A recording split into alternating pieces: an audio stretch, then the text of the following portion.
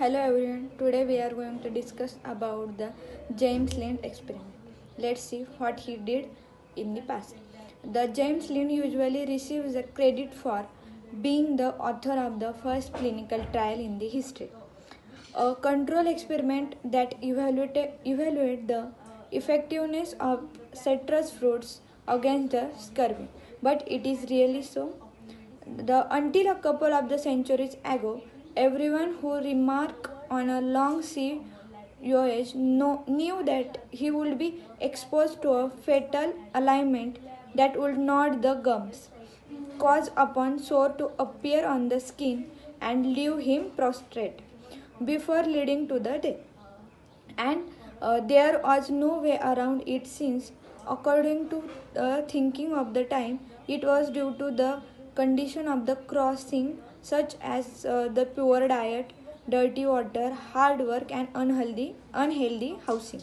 The scurvy was known since the Hippocratic era, says Inamuli Magnuking, a specialist in the history of the medicine at the University of Athens, that is Greece, to the open mind.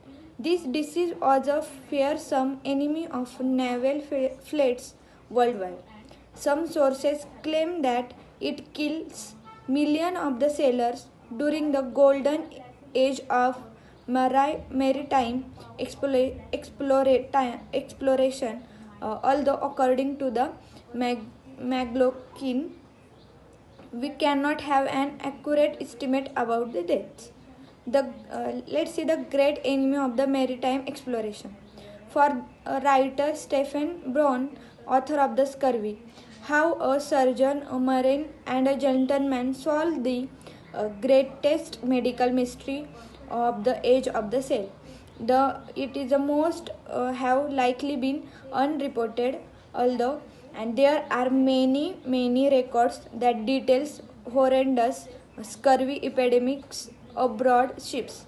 He tells open mind in the stories from the age of the sail, scurvy is always mentioned and always drops other causes of the death, say Bowen.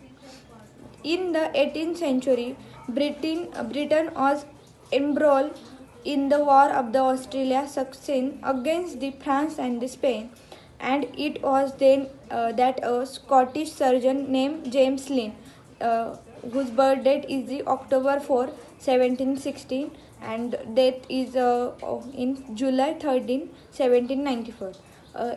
He began to unravel the secret of the scurvy. He born in the Edinburgh. Then Lind entered the navy as a apprentice doctor, though without qualifications. In March 1747, he was appointed surgeon of the HMS Salisbury, a 50-gun ship in charge of the patrolling the English Channel. Let's see the remedy, which contains the oranges and the lemons. After 8 weeks at the sea, and when the scurvy began to take its toll on the crew, Lind decided to test his idea that the putrefaction of the body caused by the disease could be prevented with the acid. On May 20, he decided the 12 sick sailors into the 6 pairs and provided each of them with a different supplement in their diet, that is cider, vitriolic elixir, which is diluted sulfuric acid, then vinegar, sea water, and 2 oranges and a lemon or a purgative mixture. As a result of what some have considered the first clinical trial in the history, only the 2 sailors who took the fruit improved, and even though the oranges and the lemon can run out of after 6 days. The most sudden and the visible good effect were the perceived from the use of the oranges and the lemons. The Lind wrote in the 1753 in his historical work a treatise of the scurvy. One of those who had taken them being at the end of the 6th day fit for the duty.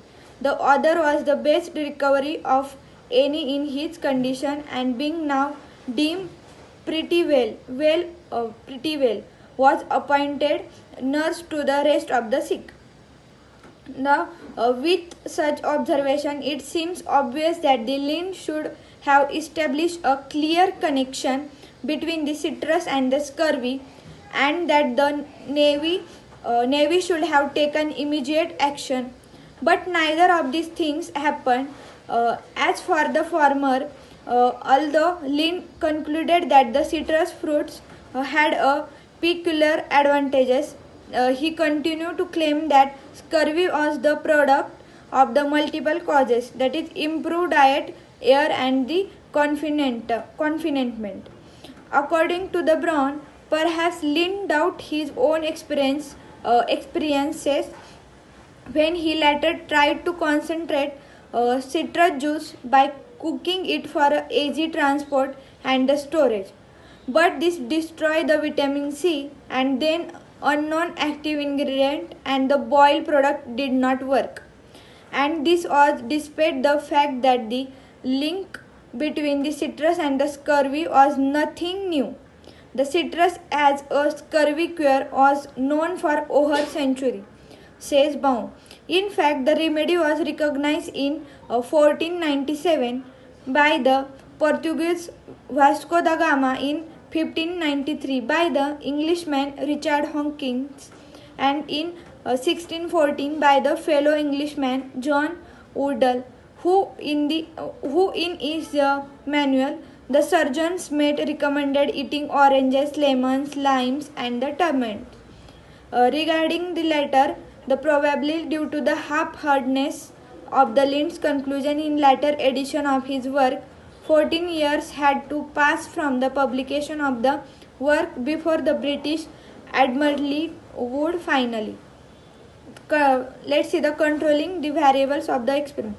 The importance of the study is that the Lind was right to control the variables of the experiment so that the all subjects were in the similar condition, so that alike was compared with the alike.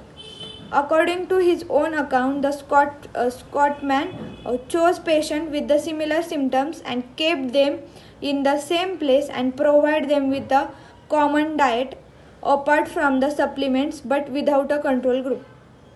In fact, author before the Lind has already advanced such proposal, starting with the Persian physician in 9th century, bled one group of the patient and not the other in order to check the result.